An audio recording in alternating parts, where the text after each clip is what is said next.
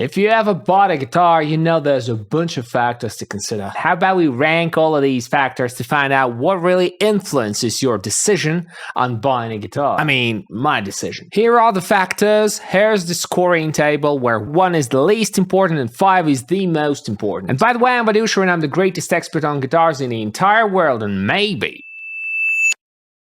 even on YouTube. Let's dive right in. First one is the tuners. Tuners are important, but not as important as some other things. I'd say tuners is a 2. Never seen tuners that are so bad I can't use them. Well, unless they're rusty and old and the gear teeth are falling out. But overall, tuners are a very basic thing. Next one up is the guitar brand. Guitar brand doesn't matter all that much, but it's an indicator of how well built the guitar is usually. Solid, well-renowned brands tend to care for quality. Generic, obscure brands may not be as well built as the other ones. So I'd say brands are a 3. It's not that I'm rooting for Ibanez or Fender or Gibson. It's that having a brand name is kind of like having a quality assurance stamp. But it doesn't guarantee you good quality though. Best brands do have crappiest guitars as well. Next one up is the price. And when you're buying a guitar, price is probably one of the top ranking factors. Because if you don't have money for the guitar, you won't buy it. However, I must note that pricing doesn't impact the quality of the guitar much. So don't be discouraged if a guitar is too expensive for you. There's always a cheaper copy that's as good as the original. I have a series of videos on statistics analyzing Reverb.com's guitars, and it turns out anything about like $100-ish is okay. Next one is body shape. Body shape is one of the most important factors. If you don't like your guitar, you're not gonna play it. You're gonna buy it, it's gonna be there, it's gonna be fully functional, it's gonna play well, it's gonna sound well. But I'm very sure if you don't like the visuals of it, you're gonna let it sit in the corner and never pick it up. Put it in a bag and in the closet and never see it again. Body shape is one of the top things I'm looking for when I'm buying a guitar. If it's not a Tele, it's not for me. Next one is pickup configuration. This one's pretty important because this is one of the things that influences the sound most of all. I'd say pickup configuration is a 4. If I had an opportunity to have multiple guitars, I would have several guitars for a variety of sonic applications. But I would have a single coil guitar and a humbucker based guitar. My perfect configuration is having rail pickups because they pick bends better, because they don't have those gaps between magnets. The entire thing's a magnet. I'm not sure if that's homeopathy, but I still like rails better in terms of visuals. Visuals are the pinnacle of it all. But I like to have a switch to split the rails for them to become single coils. Next one up is the weight. Weight is very important if you're playing on stage because it makes your back hurt if it's too heavy. I'd say weight is somewhere 3-ish. I'm pretty sure the majority of us are not on stage playing, so weight is not a factor if you're at home playing. But if you ever get a strap and put it on your back, this one's pretty important. Action. Action is very, very important. I'd say it's as important as pickup configuration. Because if your action is too high, you can't play the guitar. It's not playable. It's physically more difficult to play a guitar with higher action than a guitar with lower action. So action is one of the things I'm looking for in a guitar, and that was one of the reasons I bought this Fender here, because it lets me tune the action so precisely I never would have expected from an acoustic. There's a little screw hole there. I'm not sure if you can see it, but there it is.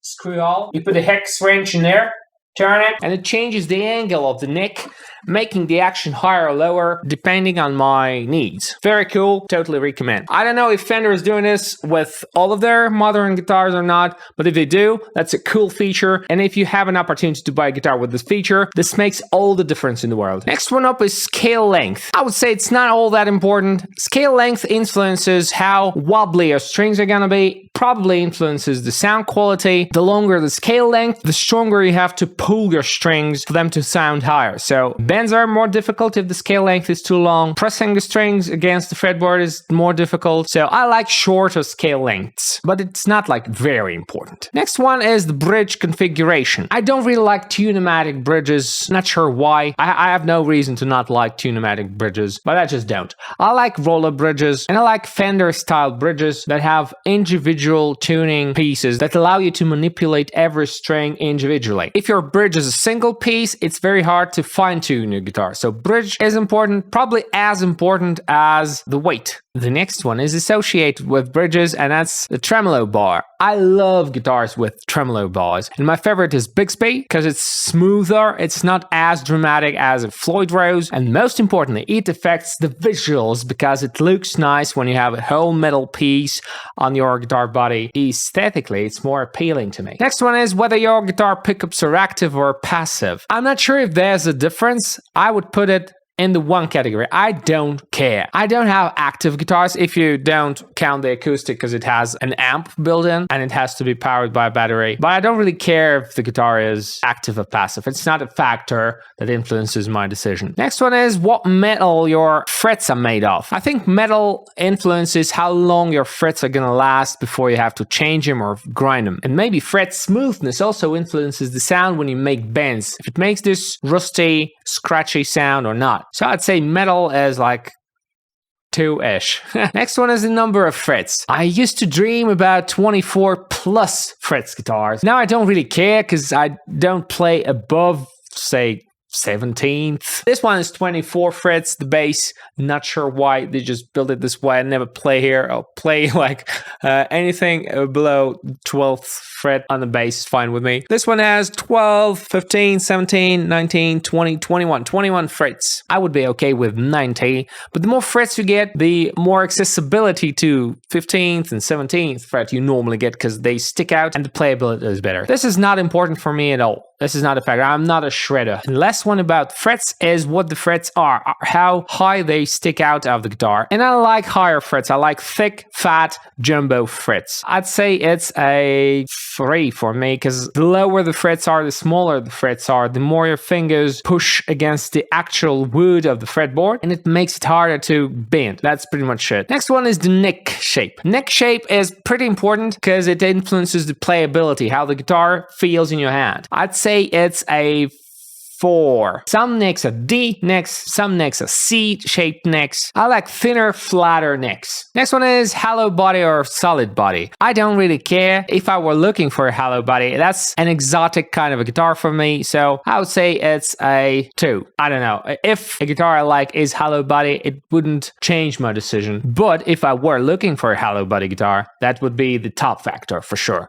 But overall, in a generic scenario, that's not as important as some other things. Tonewood. Some people claim tonewood is very important. I'm not sure if I care. So tonewood is 1. It influences the weight for sure, because heavier guitars are made of heavier wood, aren't they? Overall tuning of the guitar, how well the guitar stays in tune, how well it's adjusted. This is one of the most important things. It influences the playability. It lets me know how well I can intonate my guitar, how well I can rely on its tuning. So a very important factor there. Locking tuners. I don't really know. I have a guitar with locking tuners and all of my other guitars don't have locking tuners. That's not a factor I would consider. This wouldn't ever influence my decision on buying a guitar. And you can always change that. Head shape. Head shape is probably a bit less important than the body shape, but still important. So I'd put it in the 5 category because it influences the looks of the guitar, the most important thing ever, as well as the color. Color is also one of the things that makes a guitar look different. I choose my guitars based on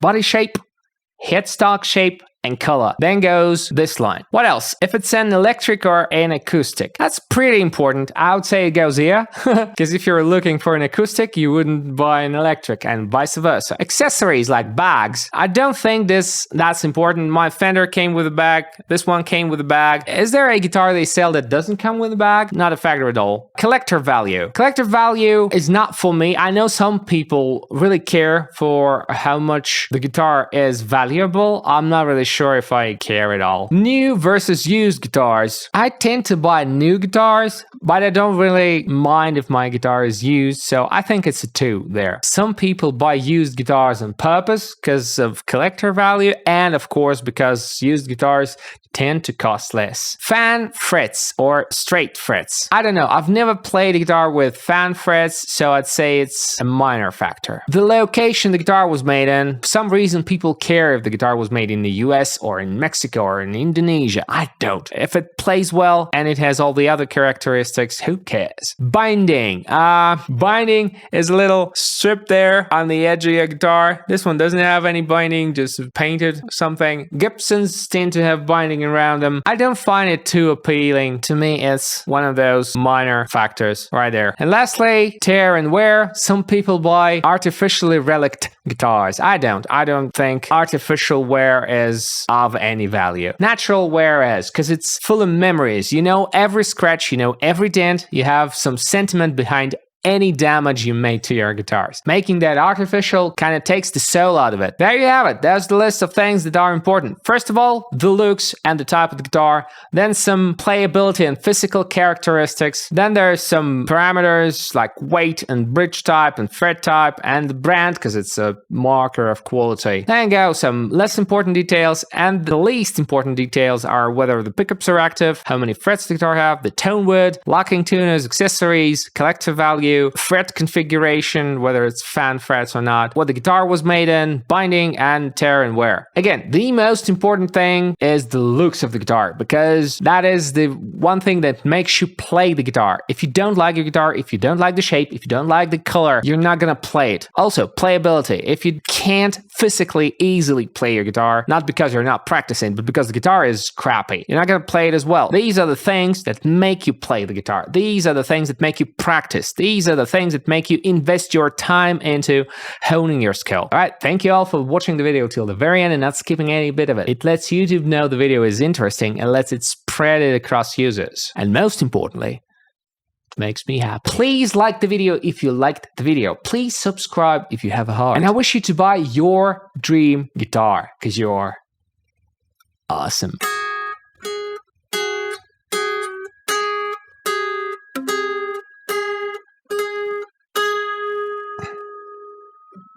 Yes, you are.